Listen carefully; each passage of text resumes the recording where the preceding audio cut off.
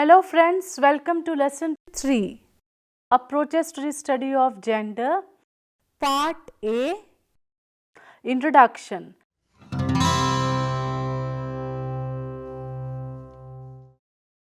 Gender as a social cultural construct can be understood and analyzed from diversified dimensions. It has significant impact on the organization of social relationships.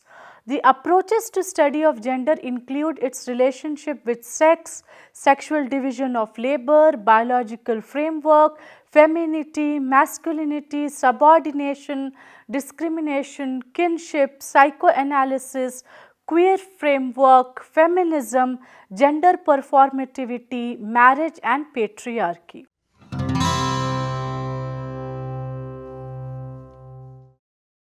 Objectives. After completion of this lesson, you will be able to understand the difference between sex and gender, masculinity and femininity.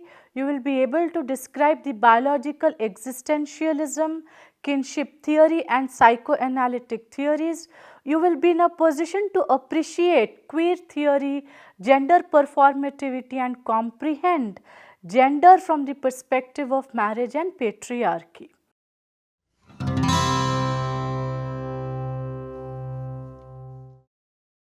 So, among the approaches to the study of gender, one of the most basic approaches to understand gender is to differentiate gender from sex. So, let us begin our discussion. The distinction between sex and gender, which came to dominate theorization in the sociology of gender in 1970s, is premised upon the idea of universality of sex and variability of gender. As discussed in our previous session, Anne Oakley's Sex, Gender and Society made the sex-gender distinction very popular in sociology. For Oakley, sex is a word that refers to the biological differences between male and female. Sex is a biological categorization based primarily on reproductive potential, whereas gender is the social elaboration of biological sex.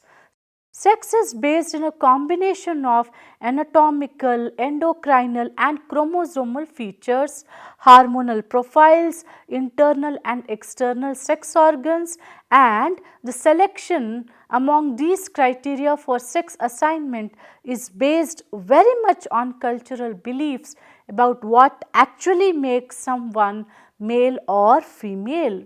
Thus, the very definition of biological categories, male and female, and people's understanding of themselves and others as male or female is ultimately social.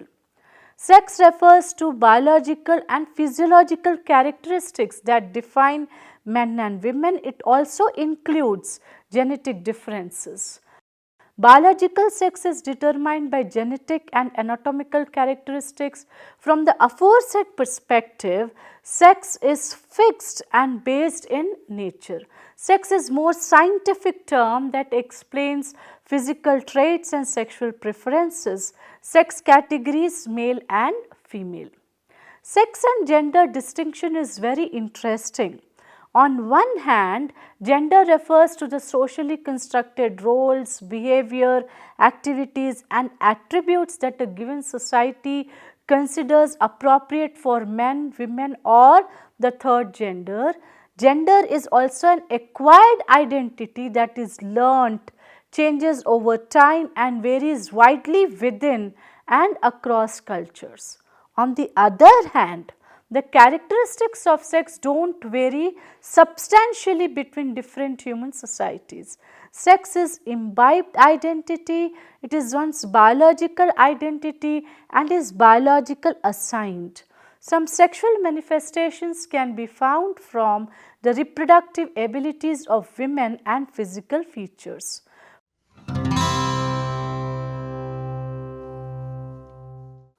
A very interesting approach to gender is biological essentialism and social constructivism.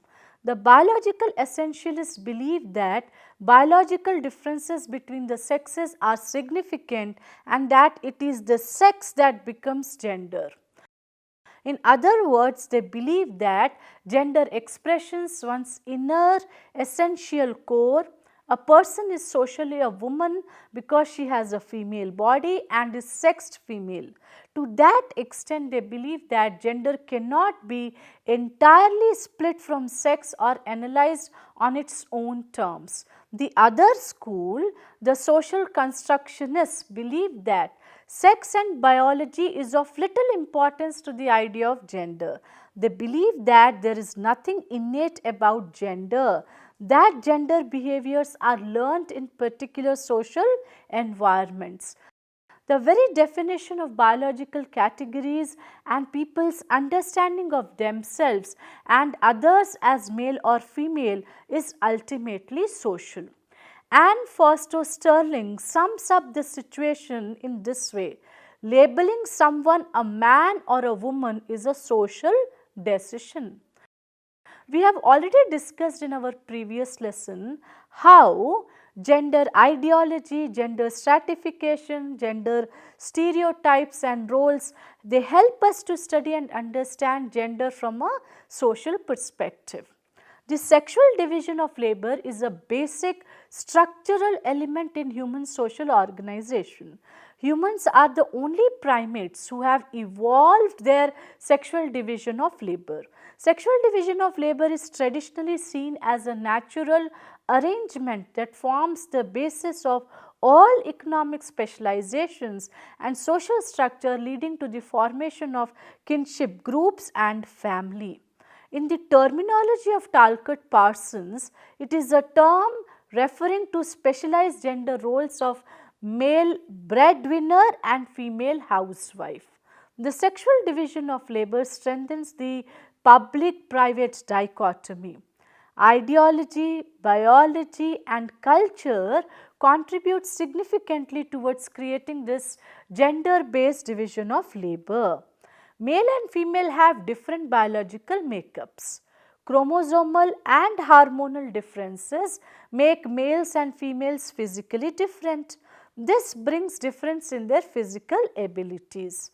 For instance, males are taller, heavier and probably more muscular, while females are relatively shorter, lighter and are less muscular. Accordingly, the tasks are provided to them right from the primitive era.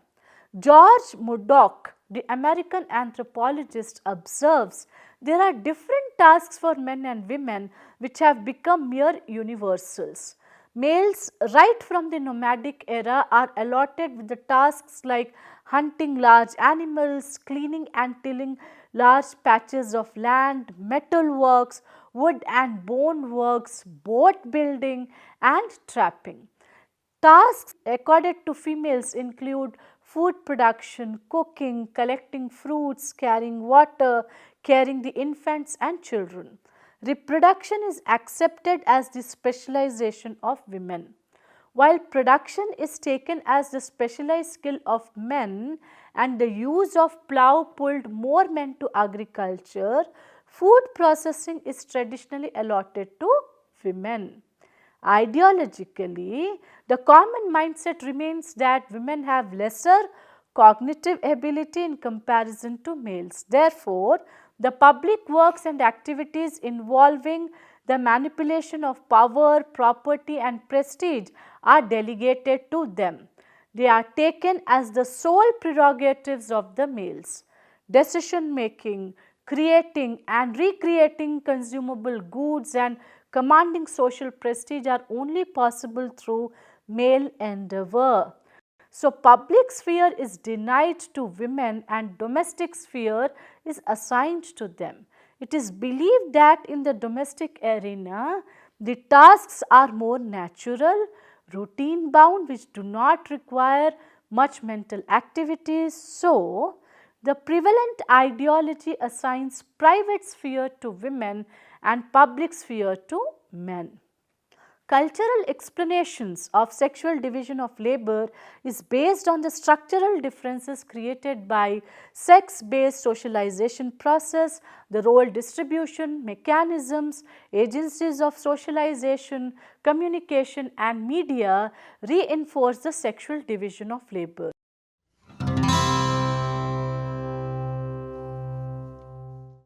Let us now try to understand femininity and masculinity. Femininity is a quality of being feminine, whereas masculinity is a mainly characteristic that distinctively describes men and boys. The terms masculinity and femininity are gender categorizations, whereas male and female are sex categorizations. Both femininity and masculinity are rooted in the social rather than biological dimensions. The members of society decide what being male or female means. For example, dominant or passive, brave or emotional, and males will generally respond by defining themselves as masculine, while females will generally define themselves as feminine. Because these are social definitions, however, it is possible for one to be female and see herself as masculine, or male and see himself as feminine. In India, the main driving forces of socialization such as family, kinship, community, peer groups, schools, print and electronic media and the like strengthens the cultural definitions of what is feminine and masculine. Leela Dubé made a distinction between the ideas of femininity from the concept of femininity that is characteristic of women's identity at a structural level, in which she saw it as a continuous process in women's lives. She argued that these processes have impact on the existing space between biological truth and kinship relationships. In her argument, women are perceived as upholders of kinship who also determine the relationships between genders. Leela Dubé focuses on the patrilineal, patrilocal descent pattern of the Gond tribe while studying their kinship structure that determines the rule of descent and sharing of property and resources. The origin of the terms femininity and masculinity emerges after Sigmund Freud formulated his theory of sexuality based on the anatomy of men and women. Some feminists assert that biological differences get heightened through social descriptions of femininity and masculinity.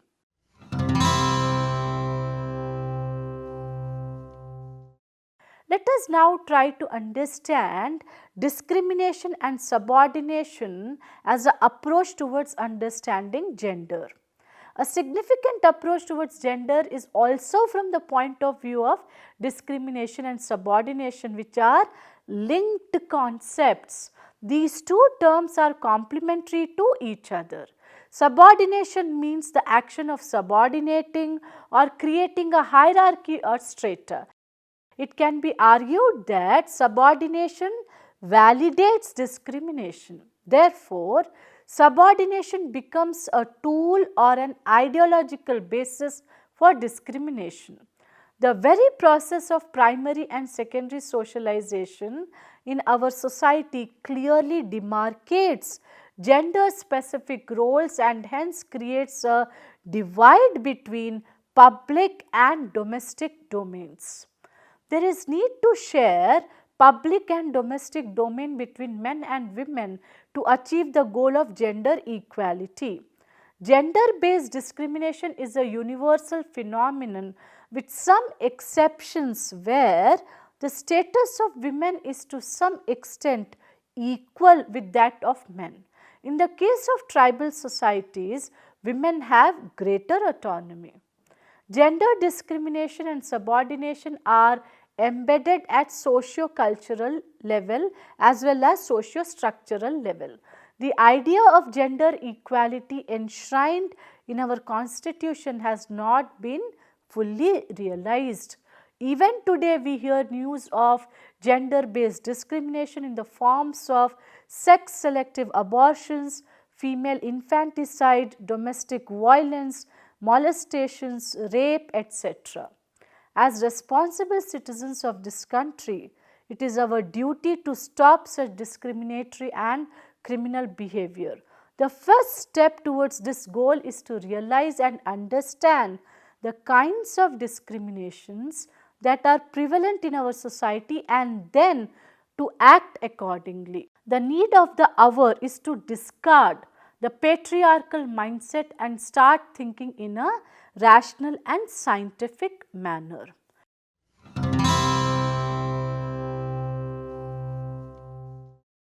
Kinship theory also provides an interesting approach to study gender.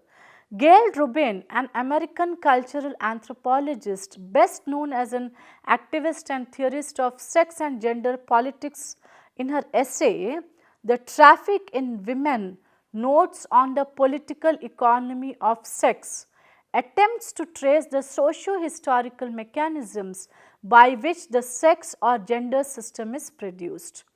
Rubin contends that male dominance is caused not because of biological differences. Instead, she argues it is a result of operations of kinship structures firstly, and secondly the institution of sexual division of labor.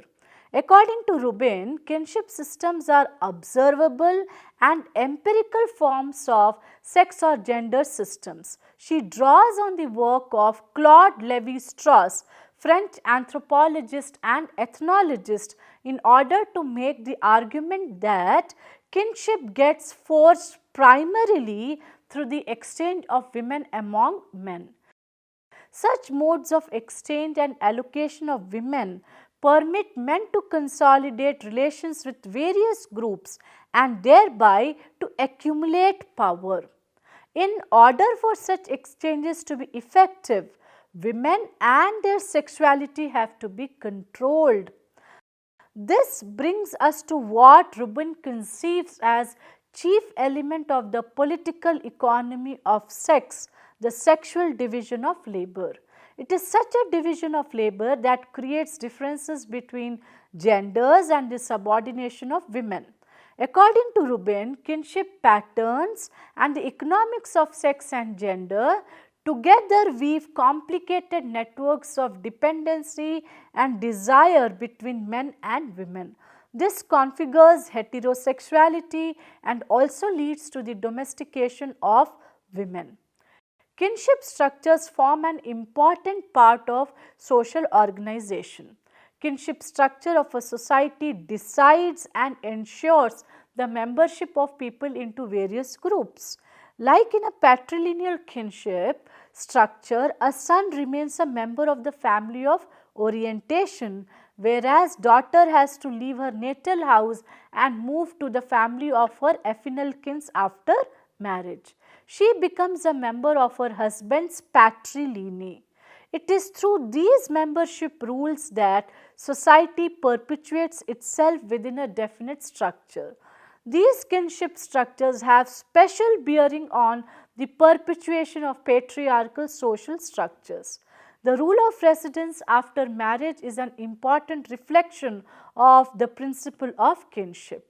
Leela Dubé has rightly underscored the relation between rules of residence and kinship principles when she says, residence is a material as well as an ideological expression of principle of kinship. In the patrilocal form of residence, a couple after marriage resides with the family of groom. This kind of residential arrangement is found in large parts of India. It is based on the basic premise that the daughter is not a permanent member of her natal house and she has to move out after marriage. This really has an important bearing on her productive and reproductive capacities and autonomy. It also influences the rules of inheritance and daughters' share in parental property.